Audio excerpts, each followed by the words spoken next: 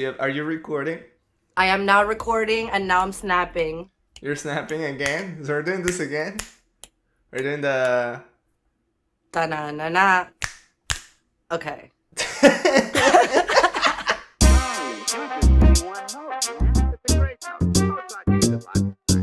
Socket, listen to my musical good taste. Charlie, Socket does one notes with good taste. And now, sorry, Charlie. Only good teaching can get to these markets. 100% solid white crystal spring water. Expectation. Okay, so you were telling me the other day that you qualified for Biden's student debt relief. Is that true? Yes, so I had some good news this week because the Biden administration, as most people probably know that have student loans anyway, announced that if you're under a certain income, which I most definitely am, you can get forgiven $10,000 of your student loans. And if you had a Pell Grant, which I did, you get up to 20K. What is that? So What's a Pell Grant? a Pell Grant is something that you get when you're applying to college because you have to like there's this thing this horrible thing called FAFSA. I mean it's horrible because it's so hard to get it done, especially with Mm-hmm. immigrant parents, but it's a great thing because it's the way the government basically sees how much your family can afford college and if you qualify for it. I'm not actually sure that it includes like having good grades or if it's just like income based. Did you have good Um grades? Yes, I did. So I had a Pell Grant and I also had like a big scholarship from my school, which Good. that does like that's a private thing, but the Pell Grants is like the financial aid that the government gives you. So thankfully, I only had about 25,000 of student loans like towards my last semester when my mom was running out of money. So I still have to see that if because they're under her name if I can benefit from this, but it's definitely good news for me and for people that are struggling with student loans. But, I said this on Twitter and immediately people were like, well, it's not good for the economy, especially as we're dealing with inflation. And I do recognize that I don't think it's going to help inflation and that it doesn't really address the bottom line of the insanity of the cost of higher education in the US. So I don't really know, Edu, if this is a good measure, but I'm not gonna be unhappy if I get my loans forgiven. I mean, it's certainly that's like my concern is, and I also tweeted about this. It's really not helping the economic situation having this much public spending, but at the same time, this is going towards arguably the people who are struggling the most, which are like young adults, middle class, lower middle class adults, who qualify for this. I believe that there's like a threshold of income after Yeah, which you do not. correct. I think it's a hundred thousand. 125. Oh, I there you think it's go. 125,000 a Dude, but year. that's a lot. Well, I don't. I think that's a Is it lot. though? Like, I feel like obviously it's still a lot of money. I don't make that money. If I made that uh, much money, I think a lot of my issues would go away. same. But like, I feel that it's not as much. It's silly to say this because it's always true. But I feel that $125,000 a year is not as much as we used to think about it like 10 years ago, 5 years ago. Like, that's inflation's just eating away wages. But Yeah. nonetheless, it will help most like working class people and younger people in particular who are definitely struggling the most. I read Uh, also, Edu, that like with this thing, basically like most Hispanics would get their loans forgiven. yeah, because most of us are poor. That's good. That's great. I also think that it when you have this measure taking because like when you have to repay your student loans, you're setting aside like a big chunk of your income a month to like repay these loans. Might be $500, $400, $300, $200, whatever it is that you want to pay a month, but it's still a big chunk of your income, and we need income right now. So And I it's think it has. decades, Edu. I Like know. Obama finished paying his loans. Sorry, I was gonna say that it's like decades of paying these loans back. Like the president finished Obama when he was president. That's when I think he finished paying his loans. So imagine that. Imagine that. But that's gonna be a big portion of your income that you're gonna be able to spend now, and consume, and that also helps the economy in other ways. Uh, but yeah, I wish we had something like that here in Canada. We don't. I don't think it's ever been mentioned to like have student loan forgiveness, and it's kind of like a similar system as you guys have down there in the States, where universities are pretty expensive. Even public universities, none of them are free. And you have to take a loan. We take loans here with our provincial government, for example. So the interest rates are not that awful as if you were getting the loan from the bank, but you still have to repay it, and it's, it's still a lot of money. I don't think there's been any mention of Ottawa doing something like that. I wish they did. You know that I didn't get any grants or loans. Well, I got like one grant throughout like my 3 years of university here in Canada, and it was like $1,500 for like being a good student. But I didn't qualify for any of the others.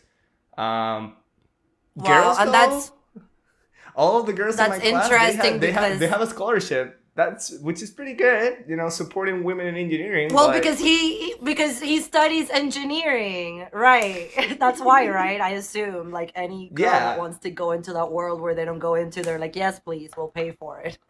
yeah, but like at the same time, like I feel that I know for a fact that many of these girls are not in as a precarious economic situation as I am, being like a first generation refugee.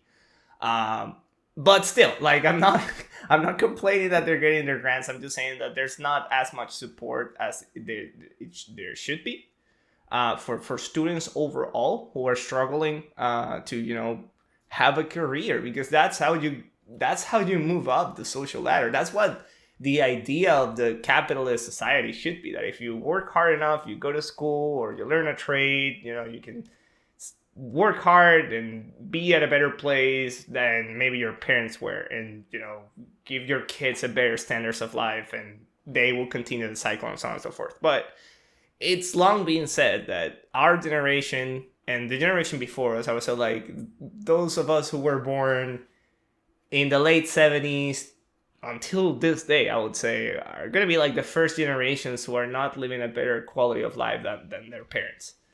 And it's rough, and it's especially rough in times like these when we're in the brink of a recession. Many companies are letting employees go massively. Target, I don't know if you heard this here, but Target, Target, the outlet, they missed Yeah. their quarterly targets. They missed it by 90% this last quarter. Um, Holy so shit. that's a See, lot of. hearing these stories freaks me out because especially in the media industry, it seems like those are like some of the first jobs to go. And yeah, we're already hearing, the New York Daily News is laying off a bunch of people. Like, so yeah, and the chair of the Fed said a few days ago, like, put on your seatbelts, shit is about to only get worse. So it's scary times over here. But Elo, I wanted to ask you about the main argument that conservatives are having with against this forgiveness of loans, which is what about the people that decided to be more careful? Like, for example, I could have gone to school for free at FIU in home in Miami, but I made the choice to go to an expensive school and pay a lot more money and get into debt. So, that's their argument. Why should the people who decided against getting into insane debt, why should they argue that they're paying for other people's mistakes through their taxes? What do you think about that argument?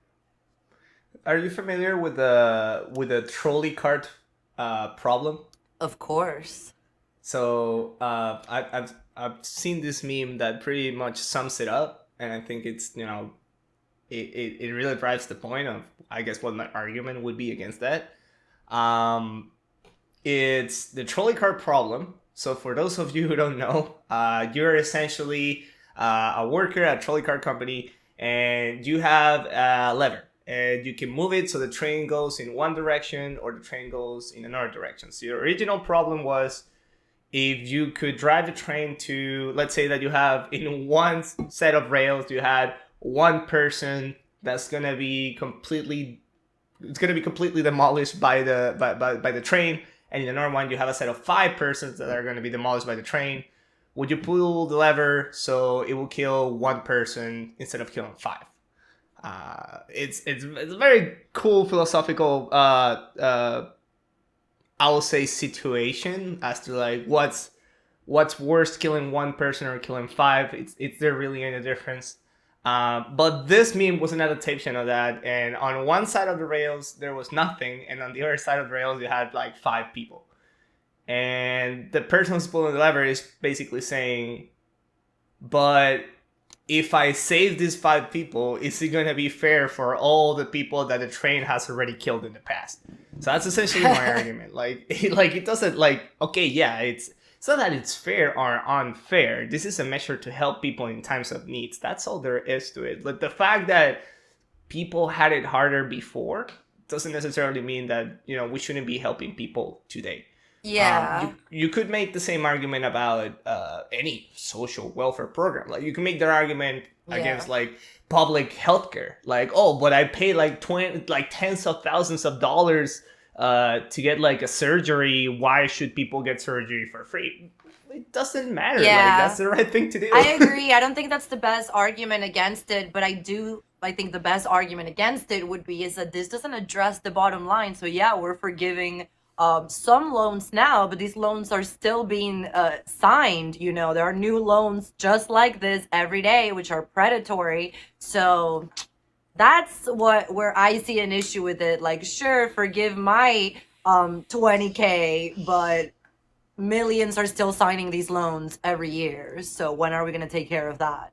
But I guess not today. No, I agree with you. Like, it doesn't solve the source of the problem. It addresses the symptoms, but not the source of the issue.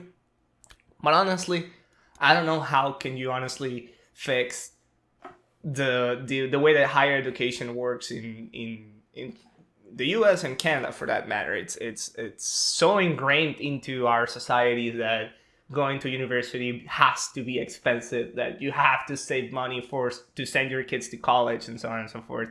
Shouldn't be like that. I wish it wasn't, but it's what it is. Right, I don't know what the answer is. It's part of the culture. It's like I was just saying, you know, when I was saying the conservative argument, as I like to bring those up on this show, like, why did I choose to go to NYU instead of FIU? It's not that hard to think why, because we live in a culture where, you know, you're told that if your diploma is from NYU, you'll do better than if it's from FIU. So it's not just, you know, people that were trying to be dumb and get bougie. Like, that's the math I made in my head, which, by the way, I think it is true that a diploma from NYU just like opens more doors. It's just like the society we live in. So obviously, university is like 50% what you learn and 50% networking, and you're not gonna have the same networking if you go to FYU as if you go to NYU, especially for the career path that you've chosen, right?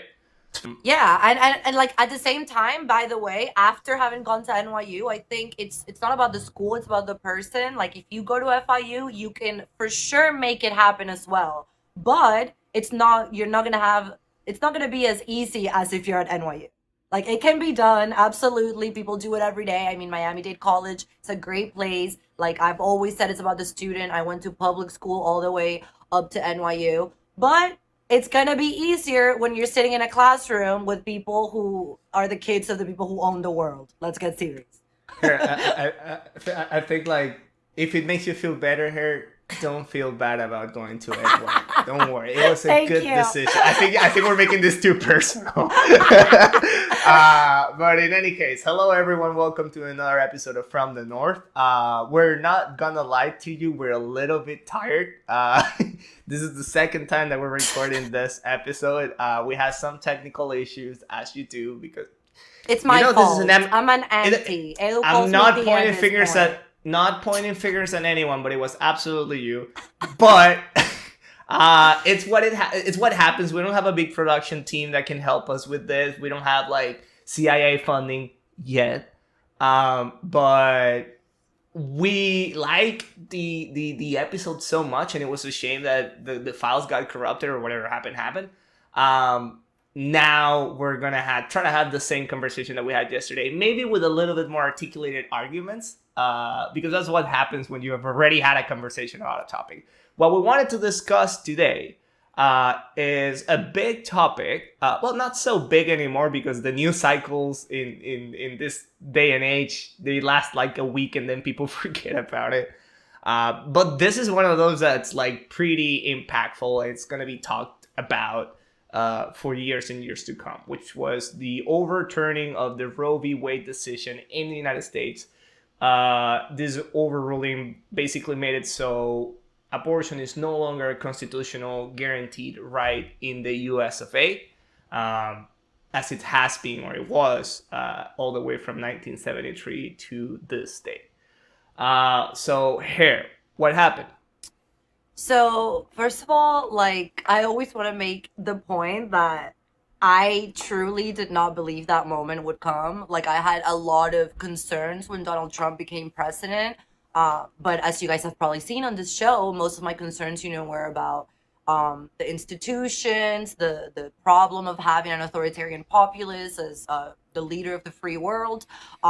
Some people were saying, like, including Hillary Clinton, that if Trump became president, that could mean the end of Roe v. Wade. However, I was naive enough to believe Trump's Supreme Court justices when they went to the Senate and they were explicitly asked, are you going to try to overturn Roe v. Wade? And all three of them said, no, that's not something I am looking forward to doing. Roe v. Wade is now a settled decision. And I believe that. So I have to say, when it was leaked that the decision was coming, because as you remember, it was a political leak, this decision, which, by the way, that leak is one of the craziest things that has happened in journalism. And we never found out how the leak happened. And that's a big deal in itself. But effectually, months later, the Trump Supreme Court overturned Roe v. Wade. Now, over the last 10 years, we have already seen the really deep red states have been attacking abortion rights and basically getting around with what was a Supreme Court decision and thus was supposed to be a federally mandated measure that women had abortion rights. Well, we had already been seeing that being walked back in individual states. But now they can do it and not break federal law because this Supreme Court justice that's now conservative, and not only conservative, but Trump conservative and evangelical conservative, have gotten rid of Roe v. Wade. Now, this is just, another way of showing how the cultural wars, because abortion is one of the main issues that we're obsessed with in the U.S. culture wars, how we've been going backwards. We always talk, how in Canada, people are not discussing abortion anymore. In Europe, people are not discussing abortion anymore. It's a settled issue. It's a settled issue. And it was supposedly settled for us decades and decades ago. But now, just like with the race issue that we discussed last week, we're picking at old scabs. And that's farther dividing us. But Elu, I think this is now the perfect time for you. I didn't know this, the circumstances of when Roe v. Wade was passed. And I think that's very interesting. Yeah, so I want to talk first about like the history of like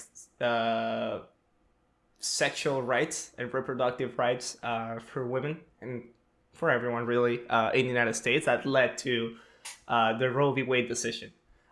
Because there are some things here that I recently found out that I didn't know about, and I feel it really paints the picture of how we got here in the first place. And this is going to be a little bit reminiscent of what we talked about last episode when we discussed America's obsession with race, because oddly enough, these two issues are It bleeds related. into everything. Yeah, it is. So Planned Parenthood, it's an organization in the United States which has been kind of like the flag bearer for reproductive rights, for sexual education, for birth control methods, for abortion, etc., etc. The origins of this organization, however, are really a little bit fucked up, I would say. I don't have any other word to describe it other than fucked up. But essentially, one of the founders, Margaret Sanger, she was a prominent fighter to give women the right to have a decision on their own sexual reproduction, and she was one of the people who led the fight and eventually successfully led to the point where birth control was accessible and legal for women all across the United States of America. And that obviously, as it always happens, what happens in the United States kind of like follows suit in the rest of the world. So we have to thank her in a way for birth control pills, access to other methods that we have today. However, a big reason why Margaret was motivated to have birth control in the first place was because she was profoundly racist and a promoter of eugenics. And she really wanted birth control methods to be legal and accessible, so the undesirables, meaning non-white people, could be, let's say, given away to non-reproduced. So I found that to be pretty fucked up. But this was like the early 20th century, decades passed, after the World War. It's the new sexual liberation era in the 50s and the 60s with hippies, rock and roll, and all that, peace and love. And this is like when one of the biggest waves of feminism really took control of the social narrative at that time. And these women were fighting for not only to give more broad access to birth control methods, but also to give women the right to have a decision over their own bodies when it came to abortion. This eventually led to the Roe V Wade decision in 1973, where the court ruled on a suit that 7-2, I think it was a decision, that not allowing women to have an abortion would violate the 14th Amendment, and it will violate the autonomy of an individual over their own privacy, over their own rights to their own body and their own lives. And that was it. Ever since 1973, because of that Supreme Court decision, abortion was guaranteed as a constitutional right in the United States of America. And as we said like 5 minutes ago, that kind of settled that discussion, or at least everyone thought that it did. I mean, it settled it in federal law, but it's worth mentioning that in the decades after that, extremist religious people or the extreme right, like abortion doctors have been assassinated. There's been all sorts of pro-life terrorism. It's interesting because I think now we're going to start seeing a lot of pro-choice terrorism. We're seeing people burning, can we call it terror? I mean, yeah, it's politically motivated crime, arson. They've been burning these Christian places. They call them, I forget what they're called, but they're like, if you have an unwanted pregnancy, these are centers that are like Christian, and they like coach you, or they like offer you adoption or whatever. Like a lot of them have been burned over the last year. So yes, the issue was settled law, but culturally, this has remained a fight. And I mean, I think that's what's led to this point. Like, we never fully healed that scab, just like with racism. Yeah, it's it's one of those things that over the last few decades in particular, like ever since the 80s and the 90s, when like particularly the conservative right, like the Republican Party, started being a little bit less about fiscal responsibility and individual liberty and more about like conservative Christian values. And obviously that reached its peak during the Donald Trump's presidency. Right. And obviously the reactionary response from the left, from the progressive side. Although I will say in this case, I am a little bit more empathetic with that reactionary response, because taking that right away from women in 2022, it's just maddening. Like it's incredible. It like so I never thought this could happen. By the way, supposedly, as we are very open about in this show, we want the US to be the most powerful country because the other options are not good. And that power is not just military force, it's cultural force. So this is not a good message for the US to send. But Elu, I think it's very important mentioning what you just started saying. Back when Roe v. Wade was passed, this was a majority conservative court because back in Yeah. the day, what were the conservative values? I mean, the main thing was being a fiscal conservative and small government. Yeah. By this time, and if you think about it, that decision makes perfect sense as a conservative decision because you're basically saying the government should have no say over an individual's body. Not only that, but a big argument for abortion rights in Roe v. Wade that's done legally is that without abortion rights, a woman cannot be equal to a man. It's just like as simple as that. We're like, biologically we have this setback that if we happen to get pregnant, our lives are really affected and it could derail it. So in order for us to do all the things that the Constitution says that Americans should be able to do, like the pursuit of happiness and being free and all of that, you need to have this decision over whether you reproduce or not. So this, as a conservative value, makes perfect sense. Obviously, and But it did for the judges, for the conservative judges that correct. made that decision. It's I might be conservative, I might be like socially conservative and Christian, and I would never have an abortion, nor would I encourage people to get one. But I'm before that, I am a conservative, and I don't want this state to get into the lives of the people and tell them what to do. Right. That should be their own decision. And That as you has changed. mentioned, it was a 7-2 decision, which we Yes. no longer ever see because now, we're so hyper polarized where it's, the liberals will surely vote one way and then the evangelical Christians will vote a different way. We see that even with the confirmation hearings. Back in the day, it was just like a ceremonial thing to approve a precedent Supreme Court justice nominee. Now it's a partisan thing. If you're a Democrat, you're definitely not voting for the Republican president's choice for the Supreme Court. But I think, Elu, this exemplifies this obsession with identity politics on both sides. We discussed kind of like how the left is now getting obsessed with identity politics and race. Well, the other side, the right, has gone from, their political values were being a fiscal conservative and a small government, where now it's turning into something religious. And these are the people It's a that crusade.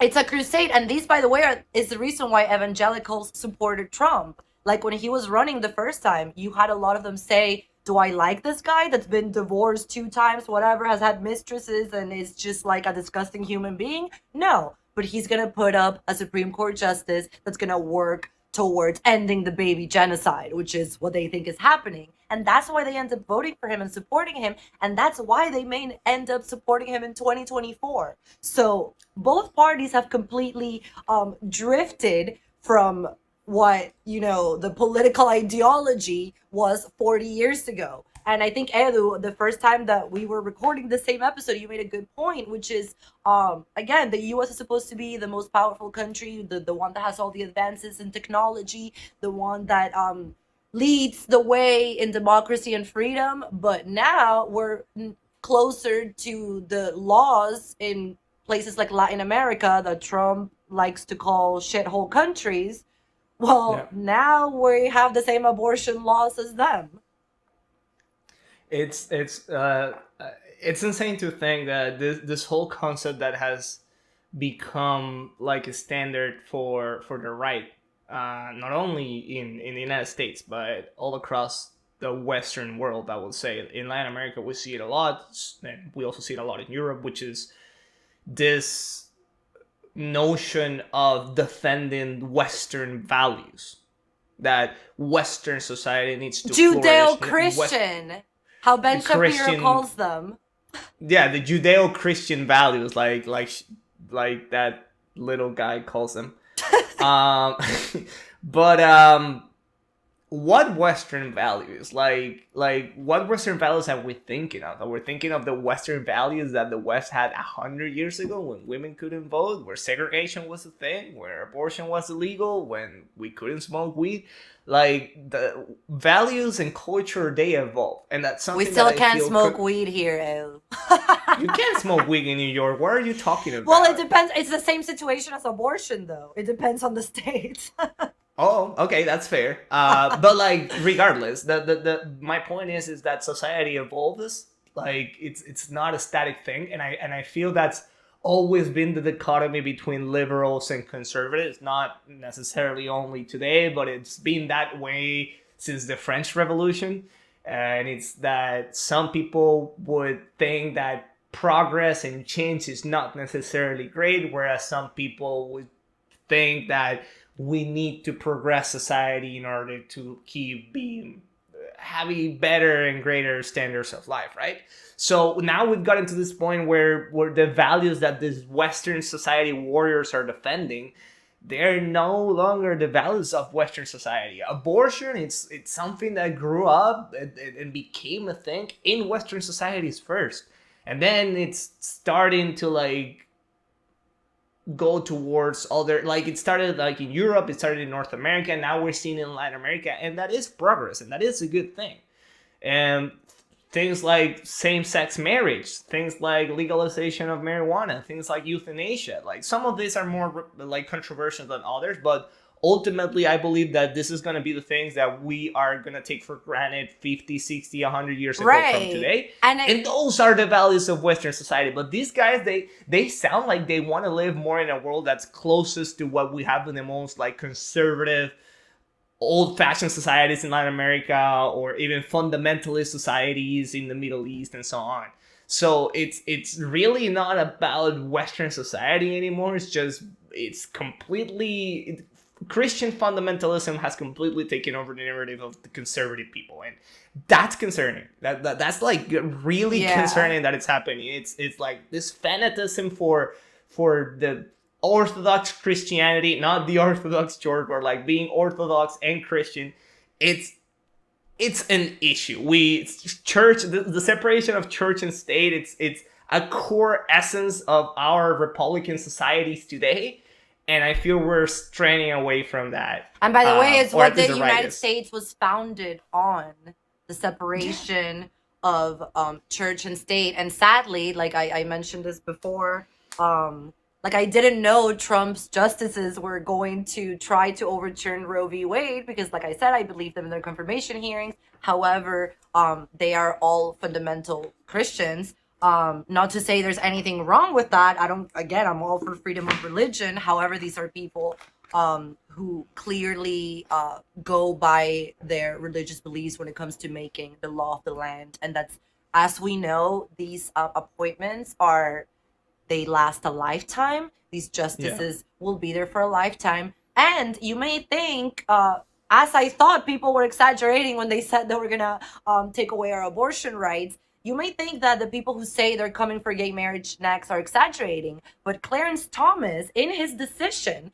basically was paving the way, because what was his argument, which by the way makes perfect sense. His argument was, well, if we have now decided that the Supreme Court had no decision had no power to interpret the Constitution in a way to give abortion rights, he said it explicitly, then the Supreme Court also doesn't have a right to make gay marriage the law of the land. And the Supreme Court has made decisions all across these cultural issues that we thought we had made progress on. The Supreme Court decided on abortion, they decided on gay marriage, they decided on interracial marriage. By the way, Clarence Thomas is married to a white woman who was trying to overthrow Joe Biden on January 6th. Something else to look into. But yeah, Clarence Thomas is now, and there is now precedent that the Supreme Court has no power over these issues. So we have these justices, the 3 new ones, plus fucking Clarence Thomas that has been fucking around with us for 30 years. And this is what they want to do. And there's 4 of them. And it's something that it will be like the argument against that. That all the other justices in their concurrent decision or in interviews or whatever they have to say about this decision, they've said that like they don't agree with Clarence Thomas as to like should we be looking at gay marriage, should we be looking at these other things, because in their words, these are things that are more accepted by the American society compared to abortion, for example. And these are things that are not worth reviewing. But at the same time, these are the same people that they said on their confirmation hearings, like you said, that they were not going to look at Roe v. Wade. So their word doesn't really have that much worth anymore.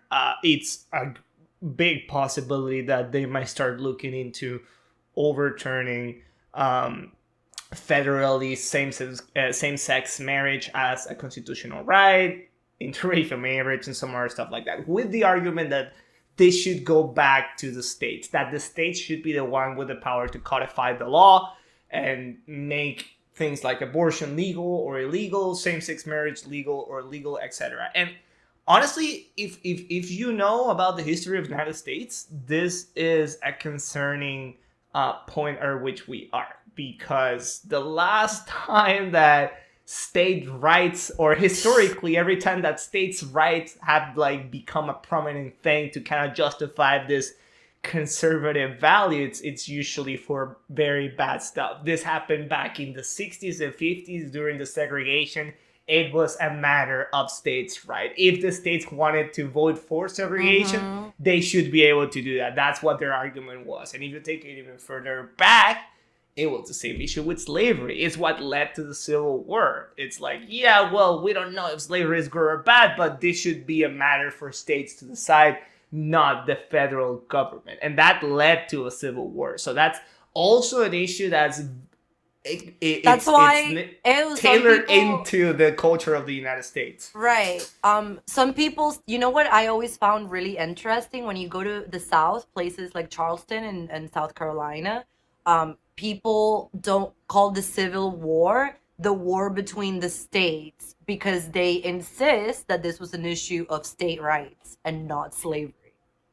It's always like that. And now we can look back and say, no, it was obviously about racism and slavery. It was obviously, but I feel that's how they will look at us 50, 100 years from now, when whatever the end result of this new Roe v. Wade laws that are taking place, it's gonna be.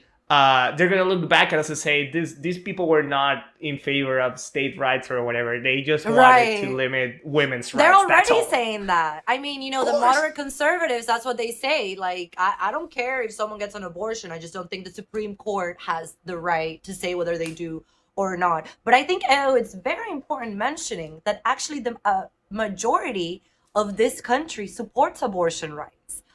That's like a story that's buried by both sides, because it's kind of an inconvenient truth for both sides, because the majority of people in this country support abortion rights, but they support, you know, they have a very moderate position, which is it should be safe, legal, and rare. So most people agree, you know, in the first trimester, is it the first trimester, the 23rd week mark is what people agree on. I'll have to check on that. But I think like in states where blue states where abortion will continue to be legal, I think generally that is the cutoff period. It's 22, 23 weeks. I believe there are 6 states, however, where there's no cutoff period, which, by the way, a majority of the country also does not approve of like late-term abortions. That's why it's an inconvenient truth for both sides. But if we were to vote on it, that's why sometimes I wonder, and we should talk about this actually, Edu, because some people say, moderates say, if Democrats went in Congress and they try to make a law that protects abortion rights in the first trimester, that it would pass. What do you think of that? I don't know. Honestly, I don't know. And that's honestly up to the conservatives, but look at what the conservatives, let's call the Republican Party, it's made of today.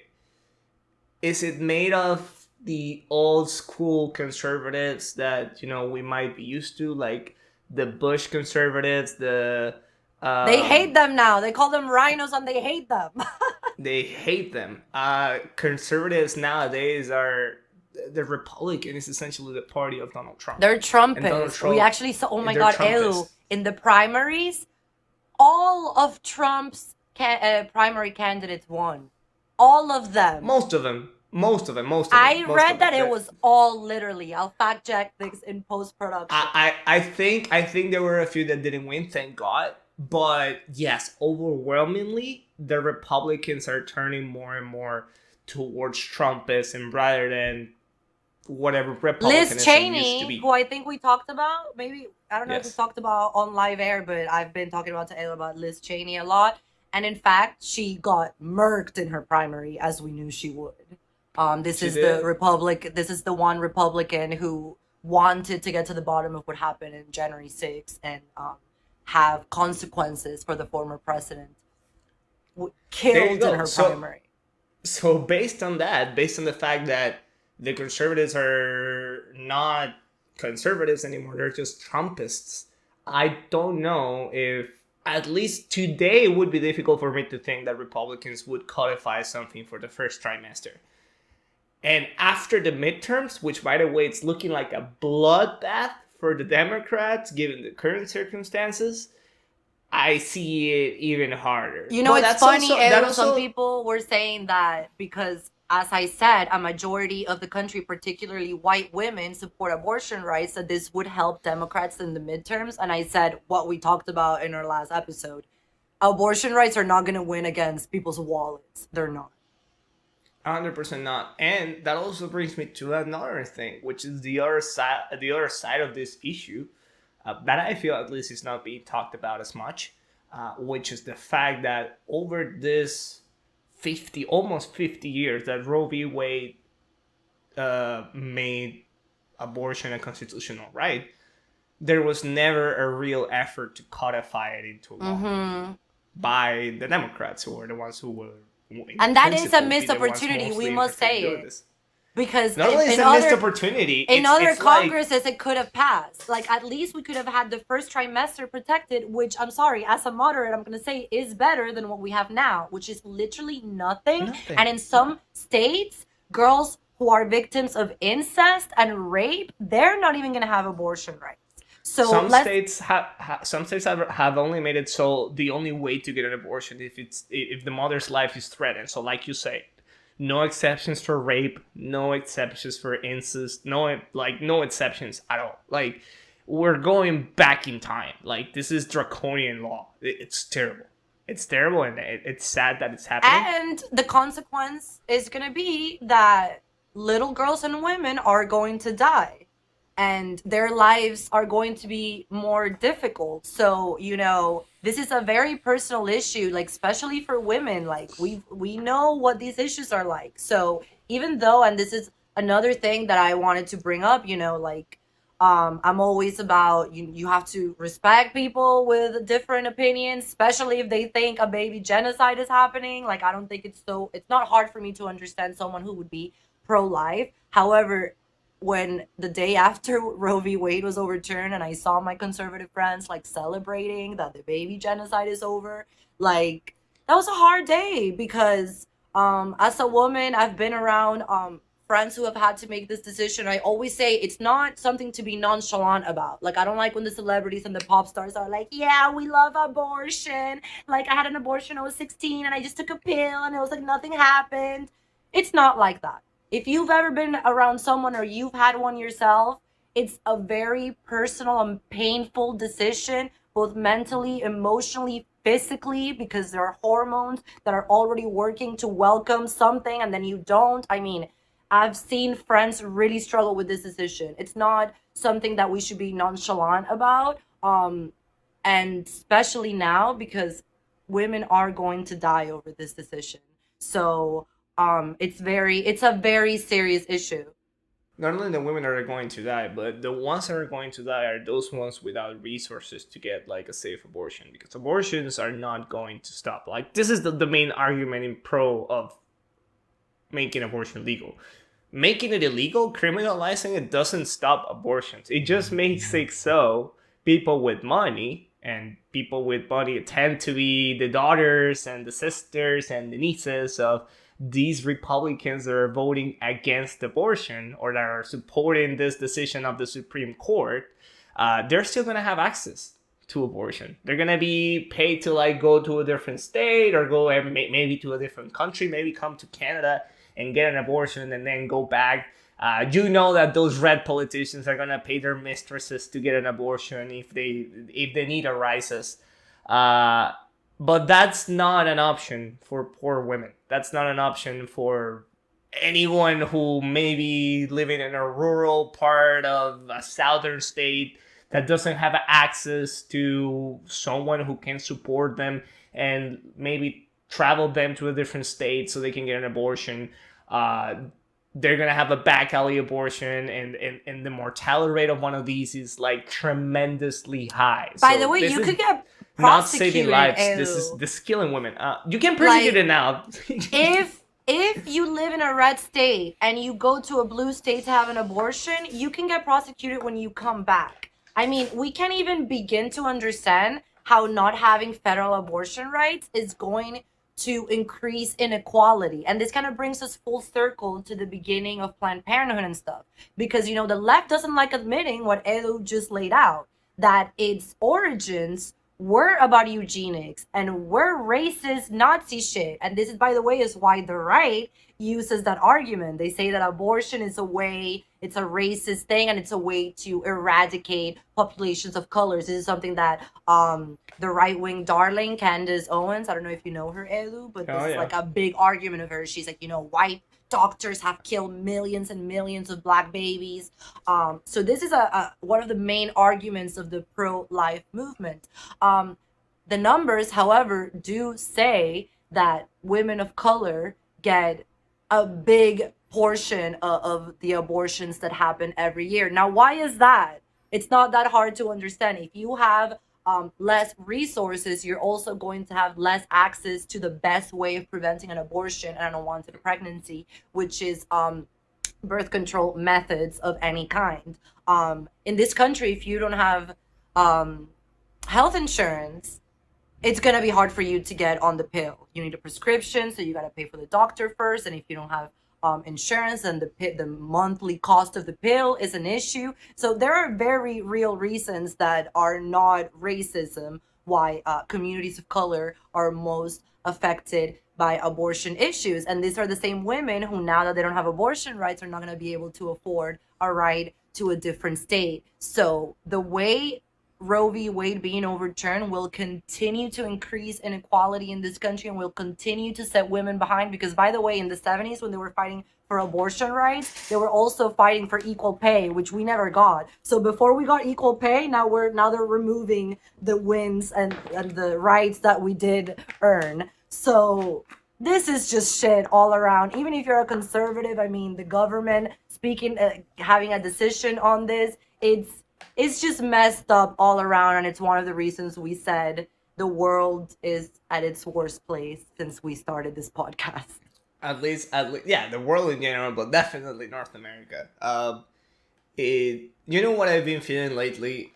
I felt that after 2020, you know, after all that happened with the Black Lives Matter movement and then Donald Trump finally not winning re-election, I thought that was gonna be a turn of the page for Did American you really? politics.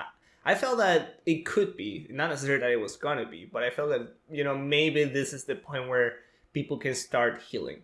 And I say this a lot, and I will say it a million times more. The reason why I particularly, and I feel that everyone should be concerned of what happens in the US of A politically and culturally, even if you're not living there, it's because whatever happens there is going to have tremendous effects in what happens in the rest of the world. Although American imperialism is dying in a military way, in an economic way, it's still very present on pop culture. So I was kind of hopeful that the Americans would be able to turn the page on that after Trump, but I feel that things are only gotten worse, more politicized, more polarized. And I don't know what's going to happen in the midterms. I don't know what's going to happen in 2024. I think right now, if I had to take a guess, I will say things are only going to continue to get worse and worse. And we always talk on this show how we are down for the US to spread democracy, and we think it should. This makes it harder because Of actually course. the main argument when Roe v. Wade was passed was basically that in order for women to have the rights that they should in a democracy, they need abortion rights.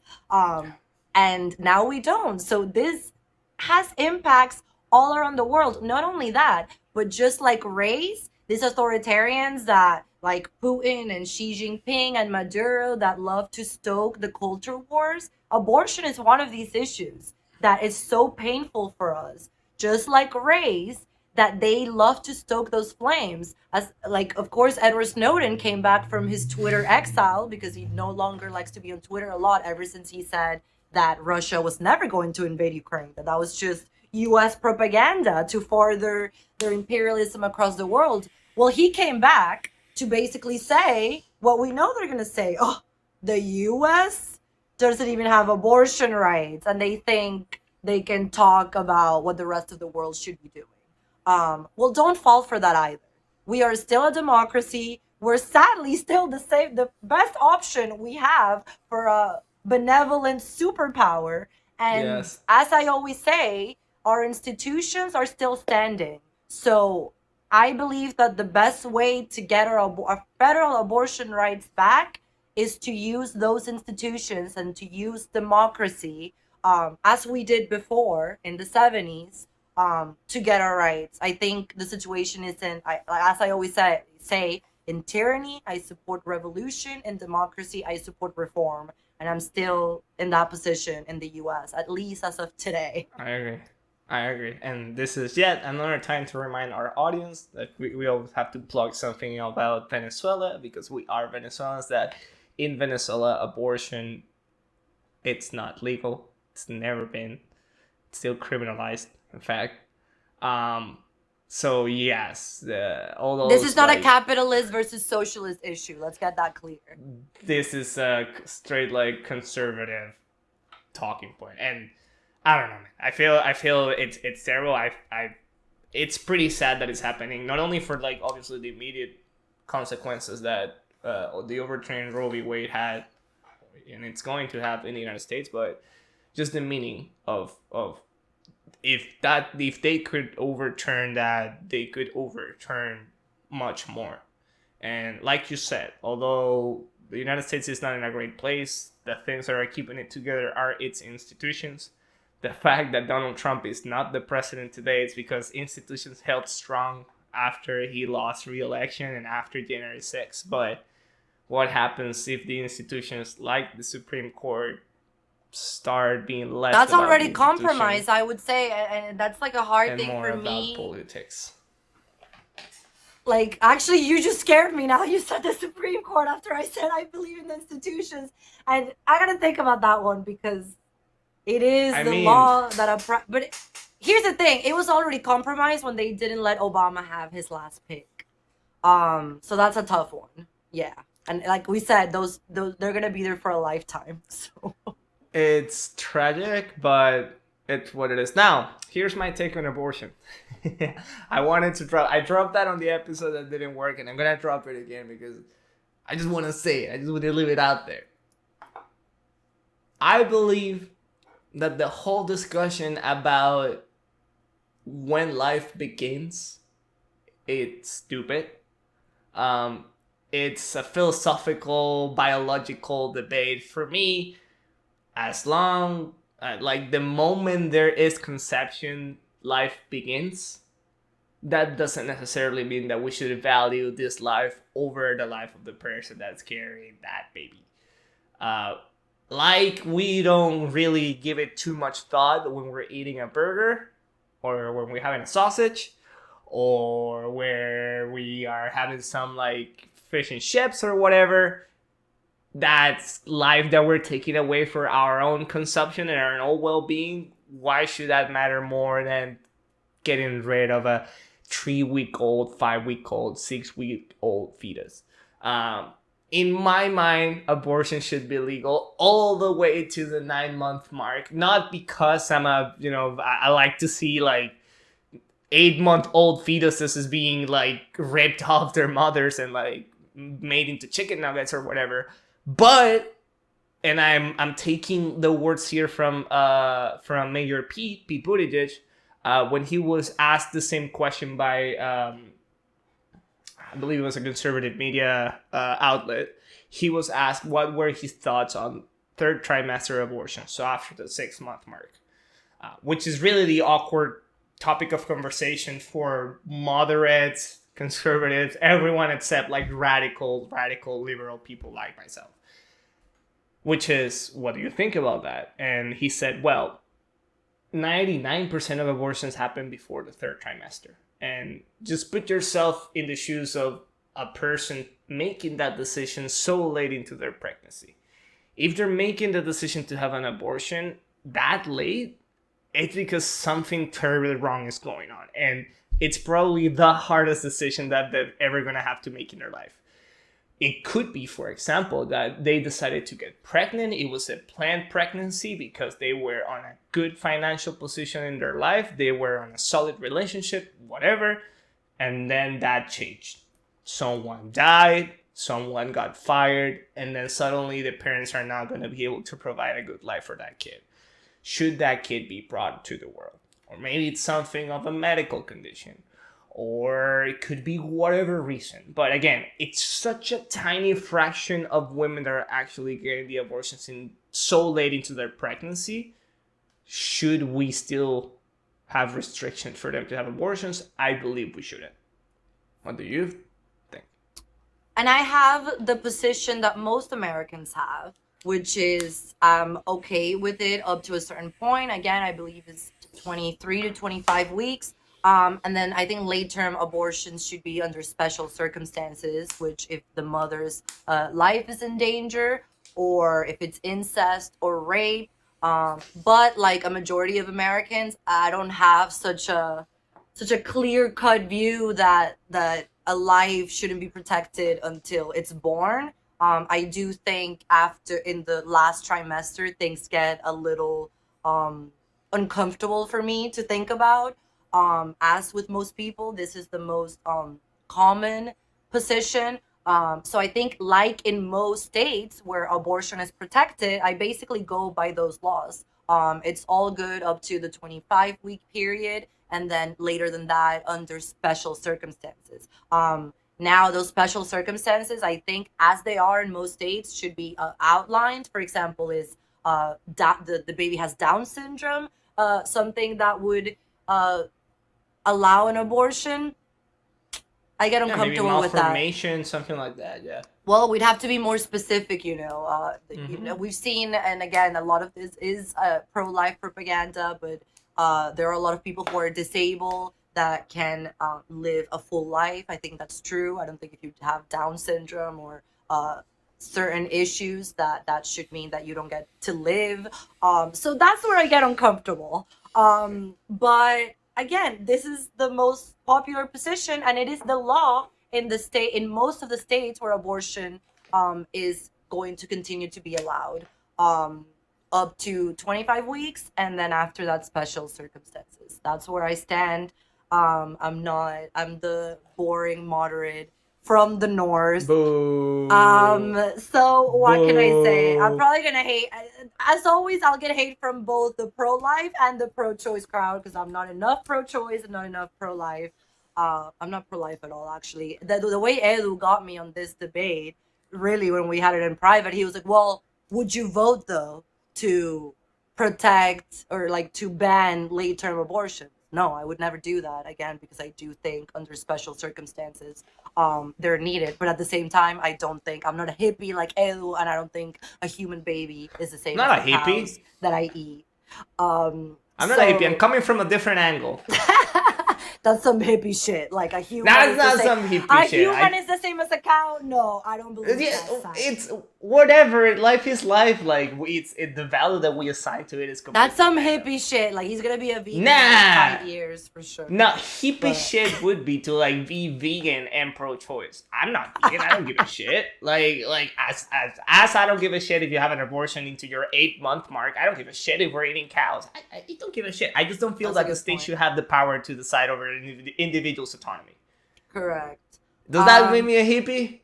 I mean, I don't you know. are a hippie sometimes. I always say, but I hate you. so yeah, as always, I have the more moderate and boring position.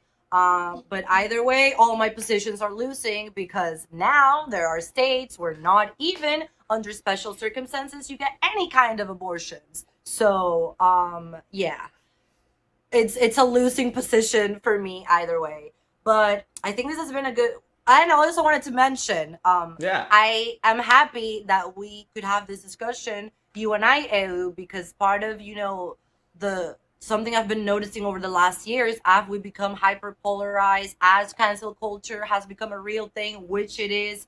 I'll try to talk about these issues with my guy friends, and they'll immediately say, no, I can't talk about it. I don't have a uterus, so I'm not allowed to discuss these issues, which I think is ridiculous. And it comes from both sides, because you'll get the lefts, one of the big leftist, cries that are pro-choice is no uterus, no say. Like a bunch of white old men are deciding what we do with our bodies. I actually think that's not the case at all. There is a big portion of the pro-life movement that's female, and I think this is an issue that affects both females and males. There are fathers out there who this will also affect one way or the other. So this is all what we're trying to do on this show, like to not be afraid of speaking about controversial and personal and complex issues, because discussing them is the only way we can move forward. So I think it's great that EU has the balls to talk about this. I think that I think that at the end of the day, when you want to have changes in society or in the way that society looks at certain things, could be abortion, could be gay marriage, you cannot be exclusive as to whom you're having that conversation with, right? If you want to make gay marriage happen, for example, in a country like in Venezuela where it's not legal yet, thanks Maduro, fuck you. You cannot just have that conversation with people that are allies or people that are part of the LGBTQ movement, because those are not the ones that you are trying to convince. You are trying to convince the majority of the population that for one reason or the other, it's against it. You need to make these things popular for there to be a drive to make them legal in the first place. So yeah, you're welcome here, I guess. I have blessed you with my masculine approval.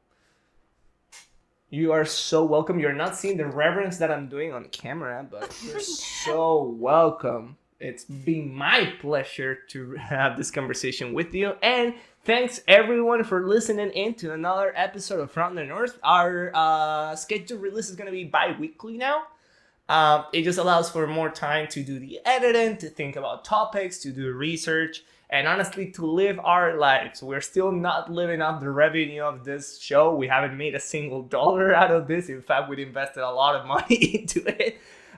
So if you'd like that to change, if you'd like to see more episodes more frequently, please make sure to help us grow by subscribing, by liking the video, by liking the podcast episode, by sharing it with your friends. If you liked our conversation, if you like the points that we had to make about abortion, and you maybe have your Uncle Mario who's very, very pro-life, and he's even though he's paying for 3 abortions. Even though he's paying for 3 abortions, and you low-key know that, but he's still being loudly pro-life on their Facebook posts. Maybe you send him this. We're not gonna be patronizing about what we think about abortion. We're just gonna be honest about what we think. And again, thanks for tuning in. Subscribe, like the video, and we love you. See you guys. Thank you so much, guys. We'll see you every other Thursday, same place.